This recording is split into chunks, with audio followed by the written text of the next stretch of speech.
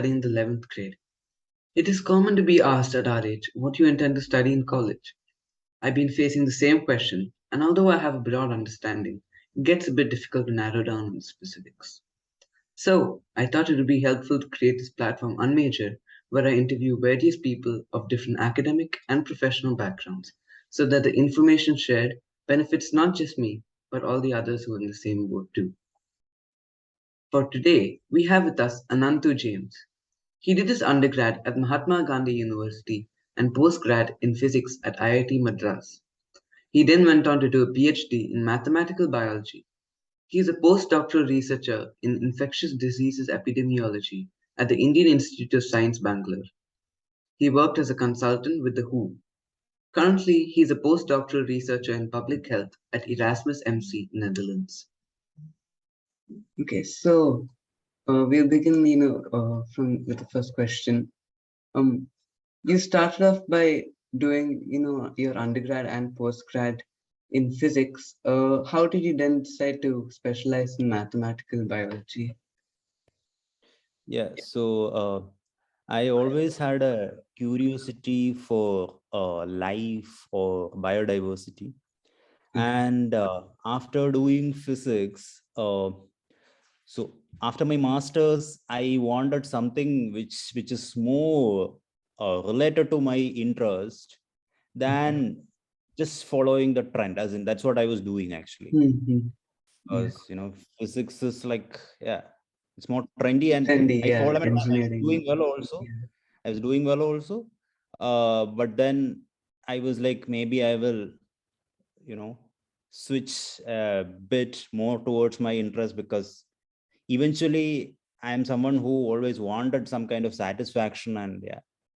So that was the main motivation. And the lab I joined, there the focus was to do biological evolution using mathematical tools. So it's basically mathematical biology.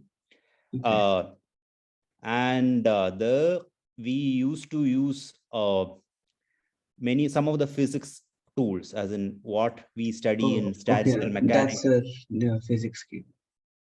Yeah, so some aspects of physics training was useful, although not exactly. Even people from mathematical background, they could do that. So I won't say that physics, because I did physics, I got an advantage. No, anybody with a quantitative background could do. But again, you need at least something like an engineer, I mean, a BTech or master's. So like that level of math is what is needed. And what level of... Yeah, what level of maths exactly? Yeah, and biology. Yeah, what level of biology was required? Because you were doing physics and then biology, like PhD. Yeah, so the focus was to get exact mathematical equations to describe biological systems, and very basic level of biology was only required, but an advanced level of maths. So it is more of like a math thing. Yes. Although I wanted to dive deeper into the biological part to understand the system, I developed more interest in that. So, yeah, that's good. Can you tell me a little bit about what mathematical biology is? What you do. Like, is it the same as computational biology? So it's like in the context of what I did, right? Right? Yeah. What you did? Yeah. There, as I said, for the biological processes, we wanted to come up with closed form expressions, closed form mathematical expressions, and the computational approach was only used to ensure that these mathematical equations would capture the system, would capture the computational, processes we used to work with. What do you mean by capture the system? Yeah, so using computational approach, we used to model these asexual populations like bacteria or, Huh, huh. you know, Okay. yeah, yeah. Yeah. So Okay. there are, yeah, standard computational approaches for that. That could be a bit more advanced for people like you. Hmm. Yeah. Just to get And like a to, basic idea. yeah. So if you want to know more, there is something like Wright-Fisher stochastic simulations and Okay. things like that. Yeah. Yeah, so you can use programming languages like I used to use C. Okay. See. Yeah, and I mean, again, for stochastic simulations, there's an advantage, but you can do it with other things also. Like yeah, my current lab, the current group, people use R for that. Okay. Java, yeah. Yeah. It's not right for sure, but stochastic simulation. So you use computational ways. So do you use like these programming languages to help you uh, make the math models? Or Yes. okay. Yeah. So that is why I said it was heavily mathematical with I mean, computational tools being used to Hmm. confirm the validity of a mathematical approach. Okay. Okay. Got it. Yeah, Yeah. and we also didn't go too deep into the biological processes. Hmm. We mostly restricted ourselves at the point where uh, we cannot capture, I mean, as in, if we cannot get mathematical equations there, we sort of restricted. We Yeah. didn't go too much into that. Okay. But later I did computational biology. For example, my first postdoc lab, or even the current group I'm Hmm. working with, Yeah. these are more computational Computational biology biology. approaches. Okay. Okay. Yeah, so we don't really care about mathematical equations. It's to understand the system. We use extensive computational approaches, like whether it's statistics or mathematical modeling. And yeah, so it has nothing to do with math, closed form mathematical expressions. Okay. Okay. So You got the distinction, right? yeah, I got a pretty good idea. Okay. Yeah. Nice. You went on to do your postdoctoral research in infectious disease epidemiology, right? Yeah. Uh, did this include mathematical biology? Okay. Well, mm, well. So the reason, I mean, I can tell you the reason why I wanted to do that.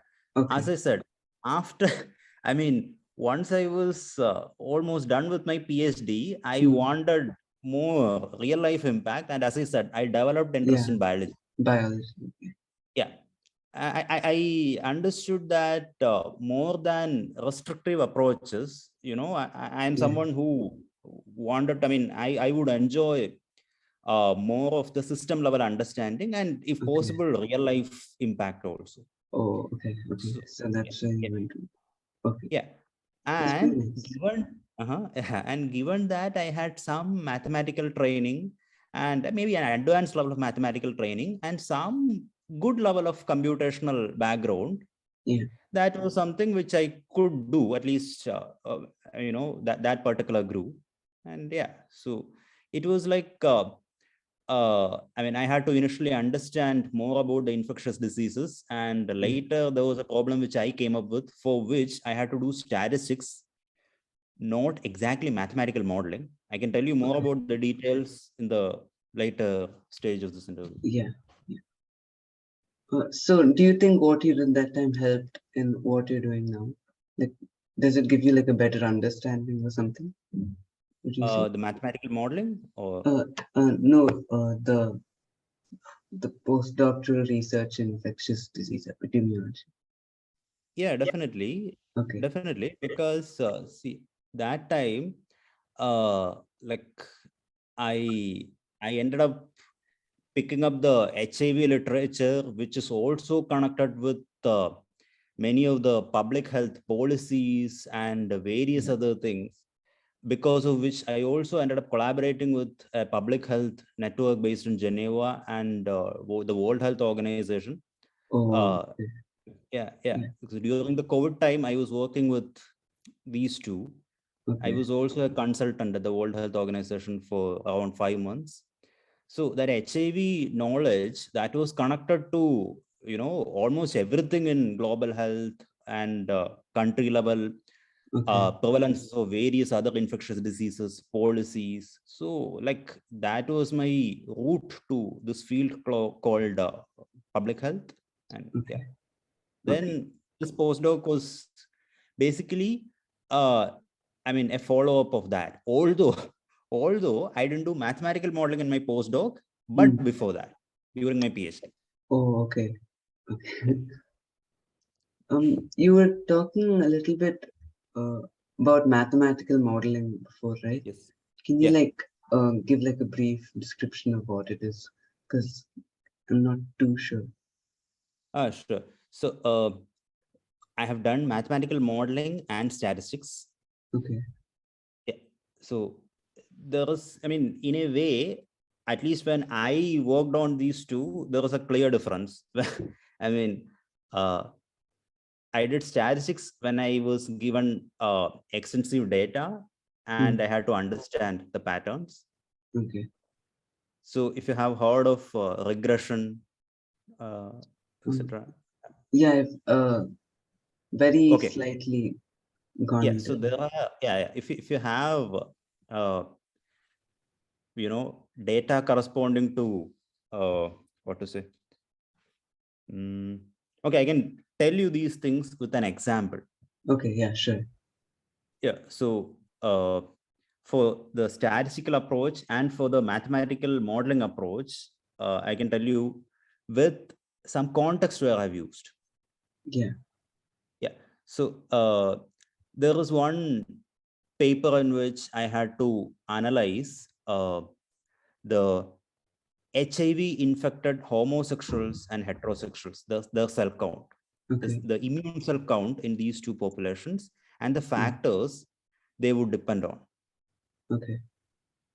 I mean, I also had information on the age, then uh, ethnicity, Hmm.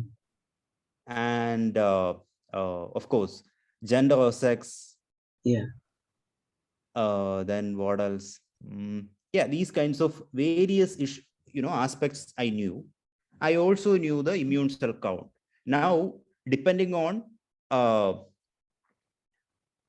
how the population level values would vary, I could do a regression or these kinds of analysis just by looking at the data. Okay. So, So the yeah hypothesis or just 1 minute. I don't use any kind of uh, what to say hypothetical assumptions here. okay. I'm given data And and now exploring the data to discover patterns. okay. So that is what a mathematical model using like mathematical ways, I think. Yeah. So I didn't get your question. Sorry. So you do all that like using math, right? Yeah, but Ye- this is, I mean, everything is maths in this way. But Okay. here, you are more interested in the mean values, the distribution, standard Okay. deviation, Okay. and using this you can also calculate how these parameters are correlated, how would age depend on the cell count, or how would gender or sex Okay. decide the cell count, and what is the most important variable that predicts the Yeah. outcome, which is the cell count. Yeah. you know so that is the main aim, but there is another context in which I can explain mathematical modeling in detail. Okay. Yeah. Yeah. Mm, yeah. So recently, So what you just said was the uh, statistical yes, this thing. Okay. Yeah. yeah, yeah, yeah. In the case of mathematical modeling, uh, so there is this example in the context of a particular disease, leishmaniasis in India. Mm, Uh, the treatment didn't result in the expected effectiveness. okay. although the medicine or drug was given at the right frequency, right, what to say, Time. as, yeah, yeah, Yeah.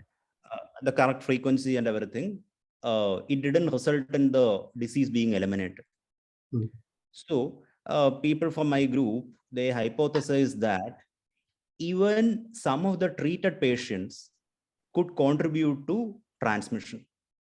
Some of the treated Okay. patients would have some kind of scars in which the parasite can still be found. And if they Okay. contribute to further transmission, further infections, it Okay. will persist. So uh, they used, this is some kind of mathematical modeling, as in they came up with a hypothesis. Okay. To test that, they wrote down equations, Mm. basically an additional parameter, an additional term, which Oh. contributes to transmission. Okay. Okay. Yeah. And then they modeled it computationally. Okay. Got it. So here you have some kind of a hypothesis also involved, and you wanted to test it. And, it's like, it will also tell you if an unknown parameter is varied, how would it impact the dynamics, whether the disease would be, the disease prevalence would increase or decrease. Prevalence means uh, the number of people with the disease, whether the number would Yeah. increase or decrease, and things like that. So, in terms of more, what to say, exact predictions, more data will be helpful. And in that way, at least when I did statistics, Mm. it had that application. Okay. Mathematical modeling could do, but in certain situations, even when we don't have enough data, some kind of predictions, like these kinds of Mm. hypothetical predictions, could be made using that. Yeah. So, in the statistical way, there's no hypothesis, right? You just like look at the data and try to infer from it, right? And using mathematical modeling, there's hypothesis, and you try to explore that hypothesis using mathematical ways, right? Yeah. Okay. So Yeah. even in statistics, there are minor hypotheses Okay. involving the data distribution and stuff like that. Hmm. But if you are given the data, you know you can also get the distribution, and that kind of hypothesis assumptions are generally less. But Okay. some of the assumptions will be required. But the more Hmm. you know about the subject and the data, the less you will have to deal with assumptions and hypotheses. Okay. Okay. Yeah. Thank you enough for clearing that up. Um, for today, we have with us Ananthu James. He did his undergrad at Mahatma Gandhi University and postgrad in physics at IIT Madras. He then went on to do a PhD in mathematical biology. He is a postdoctoral researcher in infectious diseases epidemiology at the Indian Institute of Science, Bangalore. He worked as a consultant with the WHO. Currently, he is a postdoctoral researcher in public health at Erasmus MC, Netherlands. Next, what do you think the scope for biostatisticians and computational biologists is today? Well, so the shortest, the simplest answer I can tell you is, if you just check LinkedIn, yeah, you can see so many, job Yeah. opportunities for them. Mm. And otherwise, in general, if you take any fields, this is a field that is constantly growing, which has real life application. Yeah. Because computational biology or biostatistics, that is always connected to health or medicine. And in that way, this is a never And ending there's thing, always going to especially. be a lot of data. Yeah, definitely, because Yeah. data supply is increasing. Yeah. People have realized that the more the data, the better predictions can be, Mm. as I just explained. Yeah. Yeah. So, yeah. So data supply has increased, and there is a strong demand for biostatisticians or computational biologists. Okay. Yeah. So, As a postdoctoral researcher at Erasmus MC, Mhm. what is your work about currently? Yeah, so I'm involved in mathematical modeling, which I just Okay, yeah, explained. which is just Yeah. So there are these uh, packages that are available for each disease, hmm. and I work with these packages uh, to do uh, mathematical modeling. when you say packages, what exactly do you mean?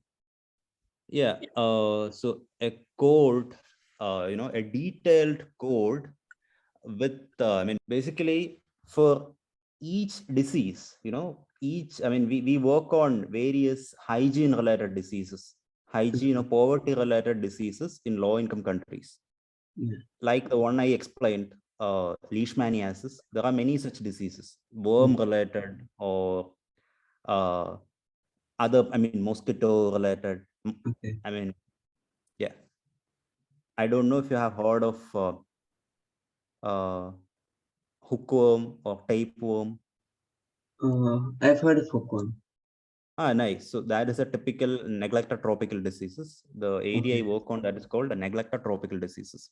okay, For each such disease, we have a detailed R script with multiple R files, hmm.